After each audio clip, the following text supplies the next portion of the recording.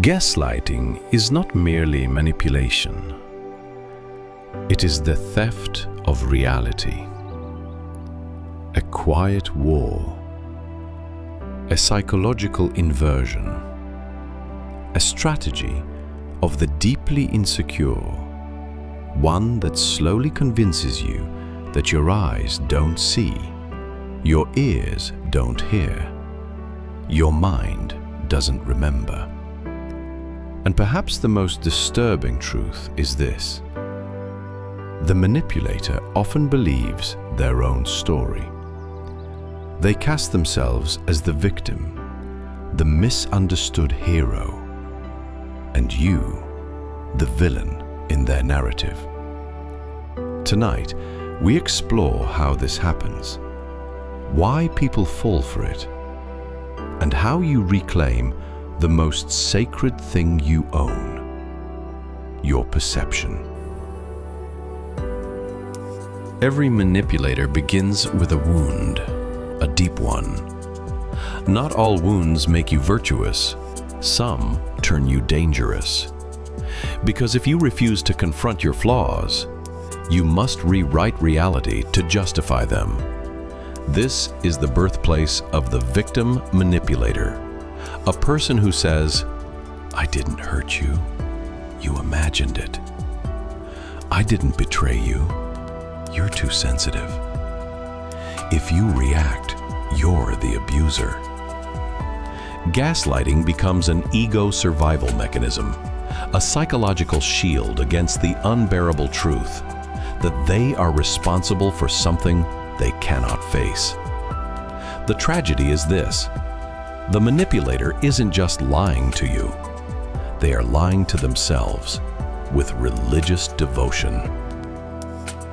Chaos is a weapon. Confusion is a tactic. If they can make you doubt your memory, your senses, your sanity, then they have captured the battlefield of your mind. Gaslighters don't overpower you with brute force. No. They dismantle you one self-doubt at a time. They say things like, "That never happened. You always misunderstand me. You're making this bigger than it is." Notice the strategy. The abuser becomes the injured party, and you become the aggressor, simply for defending yourself. This is psychological warfare, disguised as innocence. You fall into the trap not because you're weak, but because you're conscientious. You reflect, you self-analyze, you consider your own faults. And there's the vulnerability. A manipulator weaponizes your empathy, your desire to understand, your longing for peace. They turn your virtues against you. And because they are so certain of their innocence, you start wondering if maybe some part of you really is flawed. Understand this clearly. People who question themselves are easily controlled by those who never do. Most manipulators don't wake in the morning and say, "I will destroy someone today." No. They wake up saying, "Someone is threatening my identity, and I must defend myself." Their internal logic: if acknowledging their wrongdoing threatens their ego, they must reverse the story. Turn the prey into the predator. Turn the offender into the offended. This is how the gaslighter becomes a tragic character. They must believe their lie, because the truth would shatter them. And so they rewrite the world, rearranging motives, distorting memories, until they stand triumphantly on top of a kingdom constructed entirely of delusion. Being gaslit isn't like being hit.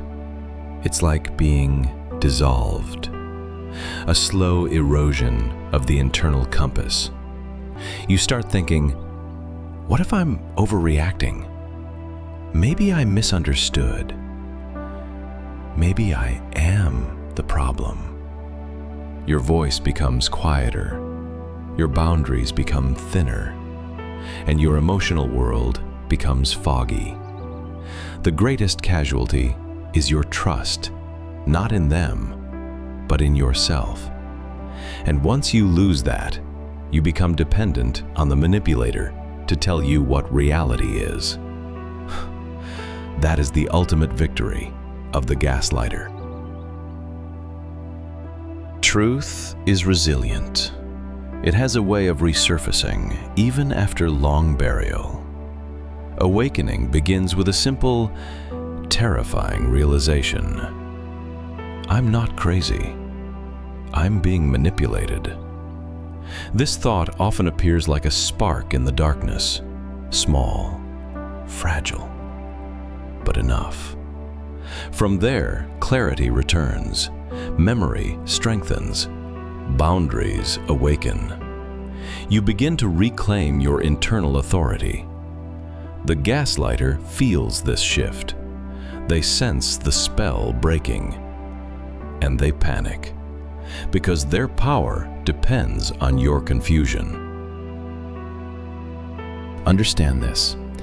Gaslighters fear accountability, like a wild animal fears fire. To accept responsibility would mean admitting fault, acknowledging harm, and confronting the chaotic void within themselves. Instead, they double down, accusing you of cruelty while portraying themselves as a misunderstood martyr. And if you try to leave, they say you're abandoning them. If you confront them, you're attacking them. If you defend yourself, you're hurting them. This is not sensitivity. This is manipulative fragility, a shield, a diversion. And it is not your responsibility to fix it. You escape by becoming anchored to truth, not their truth, reality itself. 3 steps. 1. Name the behavior. Call it manipulation. Call it distortion. Call it gaslighting. 2. Set boundaries. Clear, immovable, not up for negotiation. 3. Refuse to argue with delusion. You cannot debate someone whose goal is not truth, but control. You walk away from the false narrative, even if your legs are shaking, even if your voice trembles, even if they scream louder as their illusion falls apart.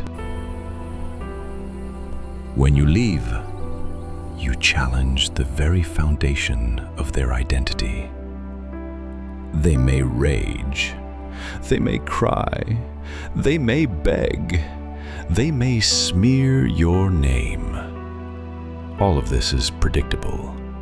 None of it is your fault. Leaving is not betrayal. Leaving is not cruelty. Leaving is self-preservation. And every step away you take is a step back into your own mind, your own clarity, your own sovereignty. Gaslighting leaves a residue, a lingering doubt that says, what if I really was the problem? Let me tell you something essential. If you questioned yourself, you were not the gaslighter. If you tried to fix things, you were not the destroyer. If you felt guilty, you were not the abuser. Manipulators do not reflect. They rewrite, they distort, they blame. You, on the other hand, are awakening. And once you awaken, your mind is no longer a battlefield. It becomes a home again, a place of clarity, a place where truth is welcome, a place where you begin again.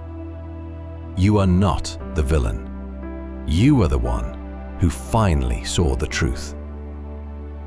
And that makes you free. Your reality is yours. Your mind is yours. Your truth is yours. Guard it. Honor it. Live by it.